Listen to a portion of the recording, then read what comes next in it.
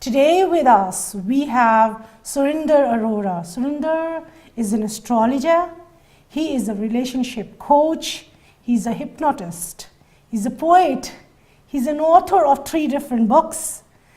We'll ask him about the books in detail, but this very renowned, well-known, eminent Suren Arora. Welcome to the KC show, Suren. Thank you very much. Pleasure is all mine. Thank you. Thank you. So, Suren, the very interesting topic. Astrology reveals the will of the God. Does this deal with prediction?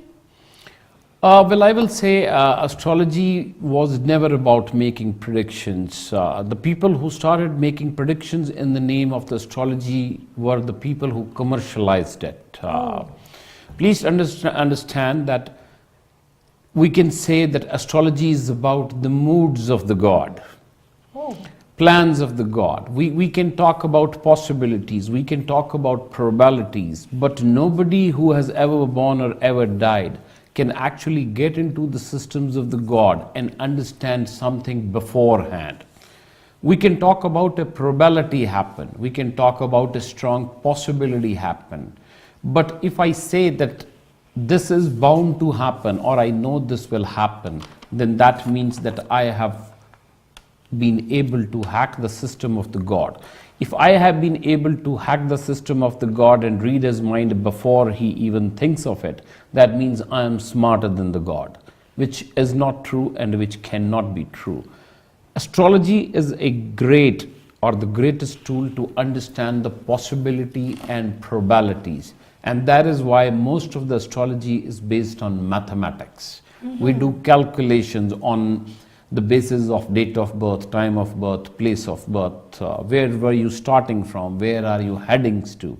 So these calculations are there, and calculations are there because we are calculating the strong possibilities and probabilities, but at the end it is the God's will that matters.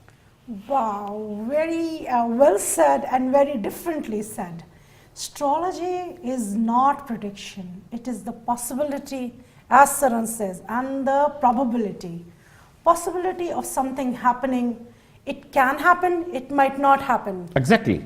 Wow, like Suren said, we are nobody, or astrologers don't really, or they really can't hijack the system of God. Like a doctor can tell you that, listen, if you don't stop drinking, your kidneys will be going bad. You may not last for more than 6 to 8 months. Doctor may say, listen, your liver is going bad. At this speed, you will die in 6 months. But at the very same time, the doctor cannot say that, okay, you will die on 23rd of July 2019. He cannot say that, no, within 1 year. No. What the doctor is saying is that there is a possibility that you may die. There is a probability, there is a strong possibility. If, Casey, for a while, if we understand and for a while we start believing those astrologers or those people who make predictions, what would that means is that my karmas has no place then. So let's say if somebody says that within 3 months you will have a loss, let's say of money or maybe a relationship, then that means no matter what I do, good or bad, it is not going to change. So my karma, so what is the point of doing good then? So if somebody says you are going to suffer, people will stop doing something good for others because they know that they are going to suffer anyways. That is one part. The another thing is, if we start believing in predictions, then one thing that we are taking away from the people is the power of prayer. Interesting. If I tell you this is what is going to happen, or if everything has already been decided, what is the fun of praying to the God? Then there is no point because he has already made up his mind and he's stubborn.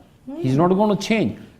And then another thing is, when we read a dua for our children, our husband, our family, or for others, what is the point of reading dua? Why would I bless anybody? It's not going to make any difference because it has already been decided what has been decided. So whether I curse somebody और I pray for somebody, मैं दुआ करूं या बद दुआ दूं, फर्क क्या पड़ने वाला? क्योंकि पहले तो कुछ पहले डिसाइड हो